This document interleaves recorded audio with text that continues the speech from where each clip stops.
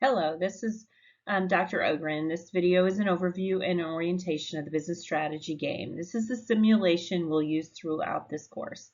We'll be using it through the entire course, and it's a tool that we've been using for many years, and it's updated and upgraded pretty much every year.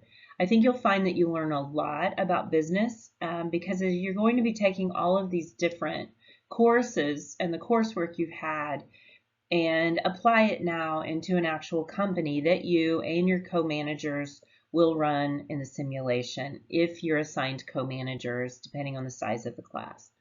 The simulation is very complex in terms that there's a lot of moving parts, just like a real company. So this week, the assignment is just to get in and watch these videos. Read your player's guide and get into the simulation, start playing around with it.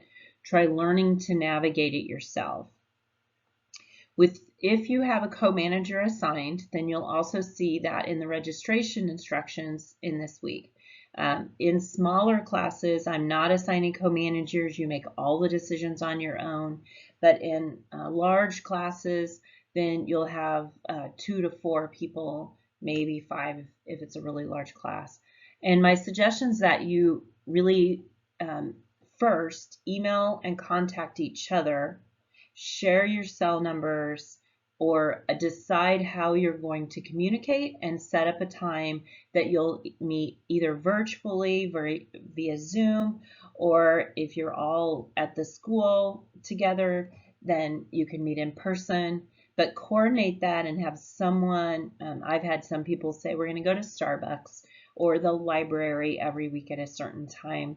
Just really, virtual is fine, but it's essential that you and your co-managers speak every week. At the beginning, you want to try and really just touch base about twice a week, but as you go forward, you're probably able to split the work up in a way that works for the 3 or 4 or 5 of you, and then just come back together at the end of the week so that you make sure that you're all on the same page, because that would, if you're not, then it would be just like department heads in a company not in alignment to what the strategy and action steps are for the organization. And that is a disaster. So the business strategy game is an online exercise where you are managing this athletic footwear company in competition against other companies run by your classmates. And the marketplace, you will have production and sales activities, and they can be pursued in 4 regional markets: North America, Europe, Africa, Asia. North America, Europe and Africa, Asia and Pacific, and Latin America. And inside each of those regions, there are different market segments you can choose to participate in. So there's an internet segment if you decide you want to sell directly to retail customers from your company. But if you want to be a wholesaler and sell into retailers, you can also do that. If you think of maybe you want to buy some personalized Nike shoes with a pink swoosh and your name on the back, you might go online and sell those through internet marketing, where wholesale segment is where the footwear is sold to retailers. By the way, you are a footwear online athletic company. Oh, I guess I said that. So, for example, when Nike or Under Armour sell into Dick's and Academy, things like that, that's a retail environment. Nike sells in as a wholesaler.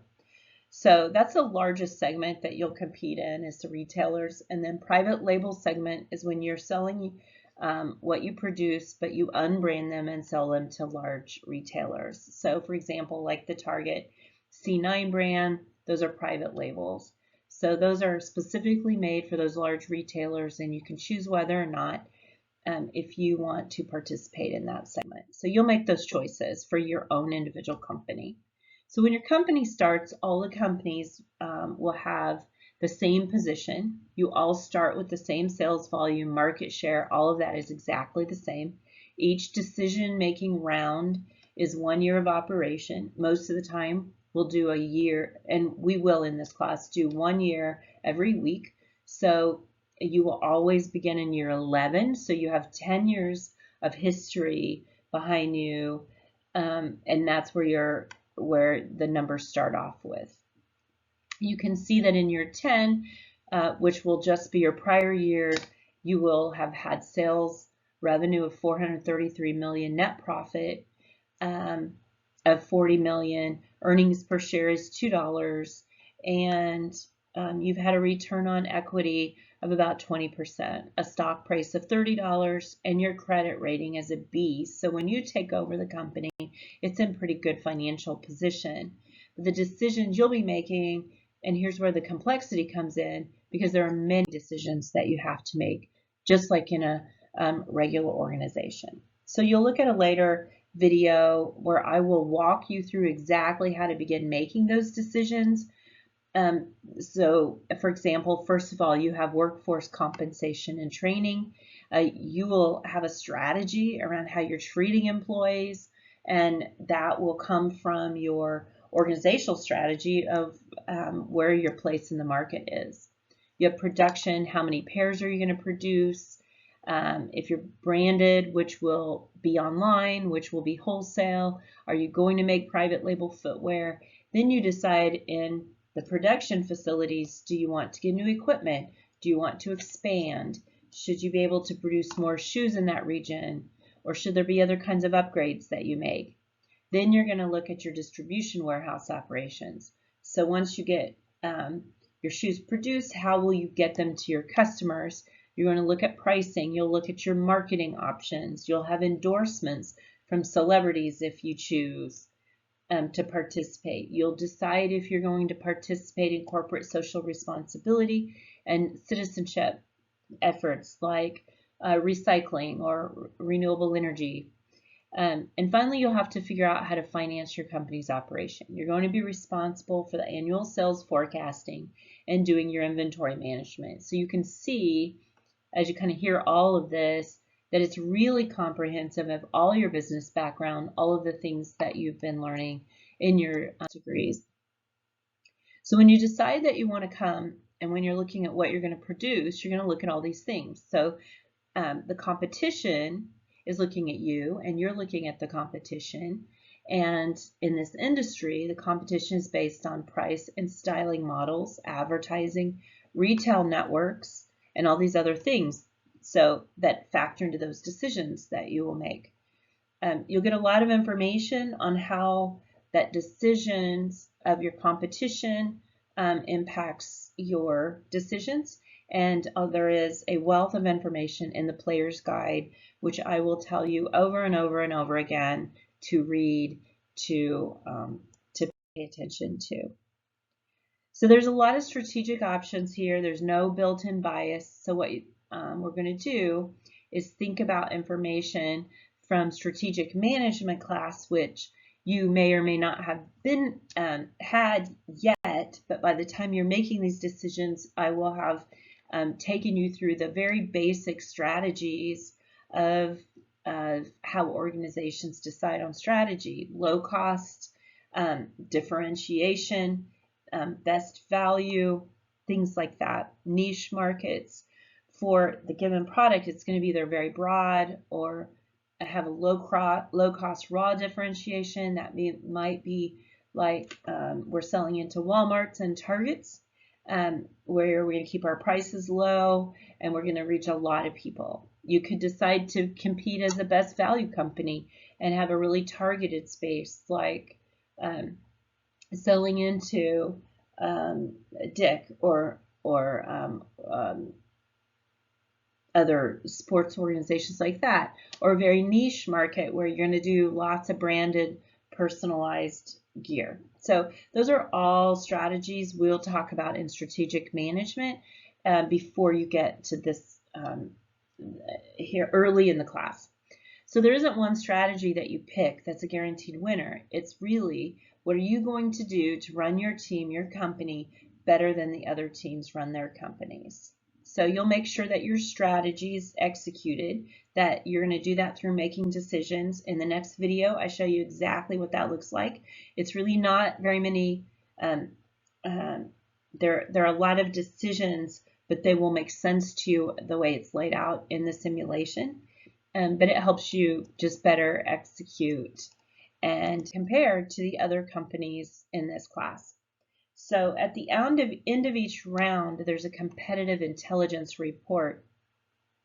And you can look at all the different reports that you can run. I actually print these reports out, but that's a lot of paper. It's a lot of fun for me, but you may not want to do that. You can look at them electronically as well, and you can see what all your rivals did in terms of kind of competitive information.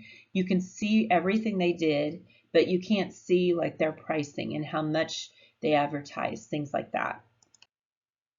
So you're going to take this information, you're going to continue to employ your strategy, but you have to look and try and figure out what the others are doing. Like, hey, am I competing against low-cost providers, and are they differentiating themselves or not? What are they doing? You're going to have to incorporate what you've learned inside your own company's performance. So the business is basically an opportunity for you to learn. You're getting better. It's tough at the beginning, so just be prepared. You may be a little lost at the beginning, but as you get feedback, you're going to feed it back into what you know in the system and learn and get better each week. There will be one or two practice rounds in almost every class I teach. And so that gives you a chance to practice, and then at the end of those practice rounds, that data goes away and resets at the beginning of year 11. So remember, you and your co-managers are the CEOs of this company, and your shareholders have set 5 performance objectives for you. They're very clearly laid out on every single screen. So every year you're trying to hit the targets that they give you and project. So they want you to grow your earnings per share to at least $525 per share by year 15 and at least $10 by year 20. So we'll play to, we won't play to year 20, we'll play to, I think it differs on the class, but you can look at the reports every year and see what the goal is at that time. But they want you to grow your return on equity, and they want you to grow your stock price, obviously. So they want your credit rating to be an A-, and finally they want your image rating to get to be 80 or higher. So those are the targets. You'll see those on the screens very clearly, and you will see if you make a decision and you change a factor, it will immediately in real time show you the repercussions of those decisions in your forecast. And so that's just kind of how they're weighted. So, so the scoring weights are here, and it's also outlined in your player's guide, but it's basically even 20% across all 5 factors. Oops, I skipped a screen. I'll go back. So you have 2 open book 20-point questionnaires, quizzes through this course, and those are to be taken online by individuals. This is not a group project to take the quiz. They're taken online by each individual co-manager. It covers the player's guide and on quiz 1 and really information that's important for you to prepare. You'll take that quiz pretty early in the course. And then the second one covers the company's operating reports, and you'll learn more about that later. There's a peer evaluation exercise. I put 2 in the course, 1 in the middle, kind of midterm. So, and then 1 at the end, so you can kind of see what you're answering about each other. This is really to as a self-evaluation of your own performance, and they're just for me. I'm the only one who can see that they count, and you're getting points for filling them out. And I will add some level of it contributes to your grade, but it will only be seen by me, and I will give feedback to any of you that might not be kind of coming through in your team, so that we don't get to the end and realize we've got some real problems with someone not contributing, because that will have a huge impact on the grade for the whole team. So I want to talk a little bit about what you can expect to learn. We're going to learn how to chart a strategic direction, really. You're going to see how a defined strategy gets implemented and what the impact of that. You have to deal with changing conditions.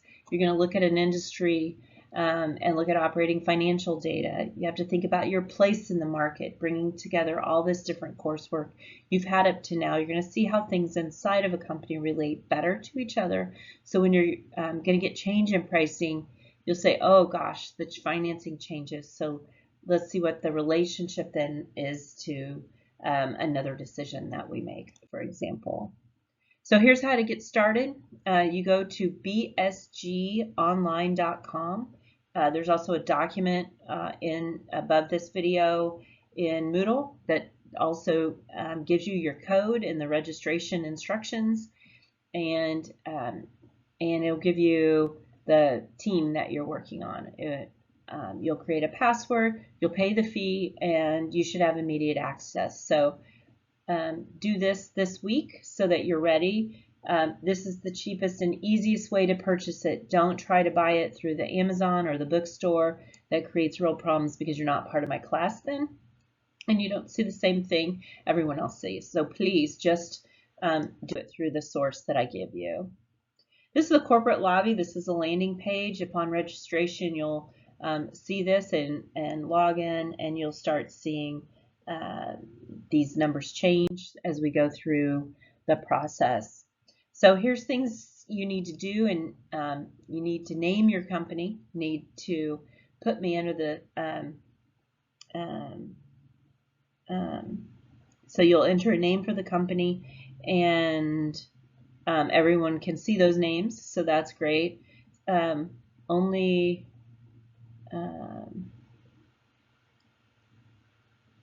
Make sure you read the player's guide this week, and especially in the next video I'll talk about the sections on decisions. Especially mark those, and then know the schedule. I have the schedule outlined in Moodle and in your syllabus and in Moodle, so it'll be really just important. There's just no going backwards if you miss a decision week.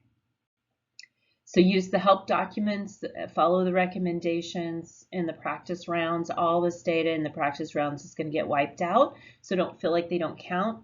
It's just your ability to learn and apply as kind of the game manager in a professional way without risking your learning, risking your financial situation while you're learning. Don't do risky things that you would never do as an actual manager in the actual company. This is just a quick overview to continue through the materials, but don't do silly, crazy things that you wouldn't do in a real company. Certainly take risks if you want, but don't use common sense. Make sure you know how to contact me. My information's all over the syllabus and in email and in Moodle. You can call me, text me, you can email me. You've got a link to my calendar to set a Zoom call up, and I will also frequently be meeting with you on Zoom as a team. So we'll talk about how we'll do that in a bit. Thank you.